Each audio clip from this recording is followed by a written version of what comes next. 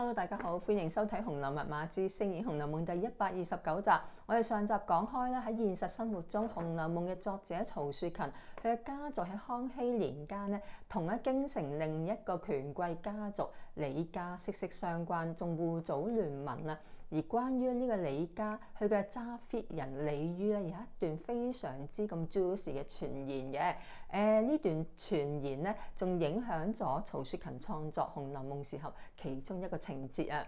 嗱，小説入邊咧係咁講嘅噃。嗱，小説開始冇幾耐咧，就交代一個叫秦可卿嘅角色啦。佢係賈家長房，即係寧國府揸 fit 人賈珍嘅新抱。不過冇幾耐咧，小説就話佢病死咗啊。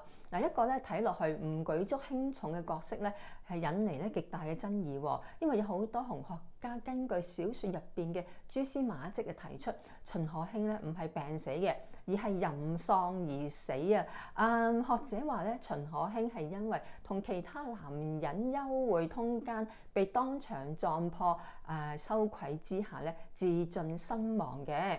呢一段咁嘅情節，對同喺現實生活中嘅權貴李煜嘅權貴家族李煜有啲咩關係咧？學者話曹雪芹係將李煜李煜其實係曹雪芹嘅舅公嚟嘅。學者話曹雪芹咧係將咧自己嘅舅公嘅呢段醜事啊，即係咧同新抱通姦呢段醜事咧，係搬上咗小説啊，係增加小説嘅 juicy 度同埋震撼性嘅。後嚟咧，因為種種嘅原因啦，曹雪芹咧不得不修改呢段劇情將劇情咧改為咧我哋而家見到嘅版本啊，即係秦可卿係病死嘅呢個版本。但係事實上咧，修改前嘅嗰一章節嘅標題咧，就係秦可卿淫喪天香樓，喺後來咧先至連個標題咧都更改埋嘅啫。咁其實咧，關於呢一個情節嘅線索咧有好多嘅。咁我哋頻道之前咧又好詳盡講解啦。咁呢度咧唔再係過多嘅跟進啦。既然講開秦可卿啦，咁咧呢個角色嘅 juicy 度咧，其實就唔在於咧頭先所講嘅佢同家公係通姦呢一件事嘅，而係在於咧秦可卿呢個角色係真有其人。不過佢唔係普通人，而係咧有皇族嘅血統嘅噃。不過咧就唔見得光嘅。咁即係邊個咧？相傳咧係康熙時廢太子胤禩嘅細女啊。但由於當時嘅太子咧係被廢作為佢嘅女咧，呢個身份咧既尷尬咧又敏感啊。後嚟咧輾轉咧流落民間長大後咧嫁入咗李家，做咗李煜嘅新抱。去隱瞞咧呢一個嘅身份嘅。有呢個講法嘅學者咧，佢咁樣講咧，當然有佢嘅理由啦。佢話咧，其中之一咧就係小説入邊咧對秦可卿嘅描述咧好有懸疑感啊。處處咧都好似想暗示俾讀者知道咧，秦可卿嘅身份同埋佢個出身係超級有份量啊。舉個例啦，譬如話小説咧係咁樣寫秦可卿嘅喎。佢話秦可卿咧，本來咧係無父無母嘅孤女啊，係細個咧住喺呢個孤兒院，後嚟咧就俾一個咧姓秦名葉嘅窮秀才咧係收養咗啊，將佢改名可卿，就變成秦可卿啦。而呢個秦葉咧只不過咧係賈家嘅家校嘅一個教書先生，家境咧就真係認真麻麻地啦。咁秦可卿咧可以話係窮秀才嘅父親啦，小門小戶出身嘅一個女子啦，但係偏偏咧就俾賈家嘅長房嘅揸 fit 人賈珍咧係睇中，要許配佢咧俾自己嘅兒子賈蓉為妻啊。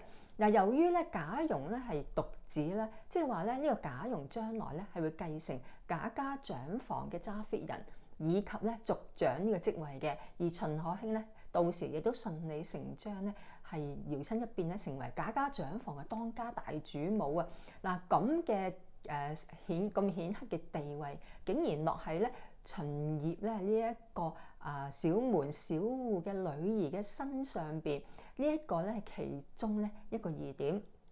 另外小説咧又形容咧秦可卿咧，除咗話佢國色天香、身段婀娜多姿、十足十大美人之外咧，就話佢咧舉手投足啦、談吐啦、禮儀啦，甚有咧貴族嘅風範啊，相當耀目啊！試問咧小門小戶嘅女兒咧，又點可能有咁樣嘅 manner 咧？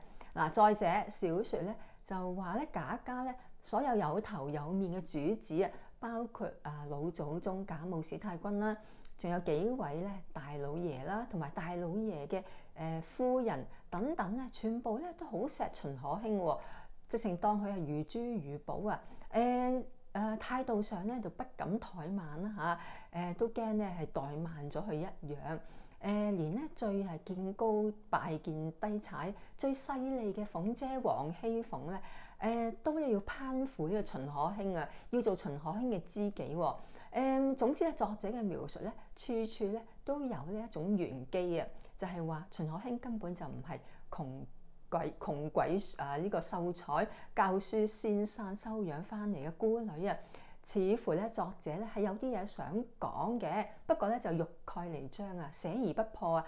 畢竟咧，如果個身份係真嘅話咧，作為廢太子嘅血脈咧，呢一點咧實在咧十分敏感啦。故此咧，作者咧又厭厭癢癢啊，佢又唔捨得放棄咧咁 juicy 嘅一個人物喎，所以咧就咧喺小説入邊咧留低好多嘅線索咧，等讀者去摸索。呢一個咧係有呢一個假設嘅學者嘅一個講法啦。不過咧呢一個嘅假設咧實在係好大膽嘅，同時亦都有咧唔少學者持相反意見嘅。如果你想知道到底咧呢個角色有啲乜嘢蹊蹺咧，可以自己咧買一套小説嚟睇，自己 judge 嘅。而我覺得咧秦可卿嘅真正身份咧，的確咧係有啲嘢嘅。因為作者咧的確用咗好多文字同埋描述，去咧寫呢一個角色啊。以作者曹雪芹咧，佢嗰種唔會寫無謂線索，唔會寫無謂文字嘅作風咧，應該係想話俾讀者知，你哋咧係應該咧就住呢個角色去探索一下嘅。不過係咪一跳咧就跳到話呢個角色嘅原型咧係廢太子嘅女咁震撼咧，就有待咧就更多嘅證據先至可以再進一步再講啦。好啦，去到呢一度咧，我哋呢一集咧亦都完結啦。唔好咁快熄機住。尤其是如果你對呢個頻道有興趣，但係仲未訂閱嘅咧，請你俾幾秒我啦嚇。而家拎起隻手指頭按訂閱呢個掣，同埋撳埋側邊嘅鐘仔，因為按訂閱咧就係你代表對呢個頻道嘅支持，按鐘仔咧就係當有新片上，你自動就會知啦。到最後請你俾個 like 我，同埋將呢段片分享俾你嘅朋友啦。多謝收睇。